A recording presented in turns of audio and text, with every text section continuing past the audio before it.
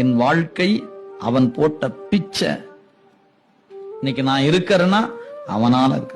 எனவே நான் இருக்கிற காலம் அவனுக்காக இருக்க வேண்டியதான். என் வாழ்க்கை அவன் கொடுத்ததுன்னா நான் அவனுக்காக இருக்க வேண்டாமா என்ன? இத்தனை நாள எங்க அப்பாவுக்காக இருந்தேன், எங்க அம்மாவுக்காக இருந்தேன், என் மனைவிக்காக இருந்தேன், என் குழந்தைக்காக. இனி நான் சிவத்துக்காக இருக்கும்னு நினைக்கணுமா இல்லையா? யாருக்கு எப்ப வரும் அந்த வாய்ப்பு?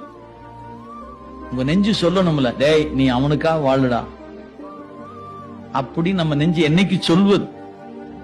நமக்கு இருக்கிற பிரச்சனைகளுக்குள்ள பந்த பாசத்துக்குள்ள எல்லாருமே என்ன தெரியுமா சொல்லுவாங்க, நீ என்னத்தை மேல அன்பு வச்சுட்ட? எல்லாரும் நம்மள கேட்டு அப்படிதான் கேள்வி, உன் அன்பு என்னன்னு எனக்கு தெரியாதா? இவங்களுக்கு ஃபுல் பண்ணவே நம்ம வாழ்க்கை என்ன ஃபுல் ஆக மாட்டேங்குது. அப்புறம் நான் போய் எங்க போய் சிவபெருமானுக்காக வாழ்வது? தெரியல. அது எல்லாருக்கும் வாய்ப்பது இல்லைங்க. நால்வருக்கு வாய்த்து இருக்கிறது, சந்தான குறவர்களுக்கு வாய்த்து இருக்கிறது, நாயன்மார்களுக்கு வாய்த்து இருக்கிறது. நமக்கு என்று வாய்க்குமோ தெரியல. வாய்க்கும் என்கிற காதலோடு, வாய்க்கும் என்ற பேராசையோடு நாம நிக்கிறோம், அவ்வளவுதான்.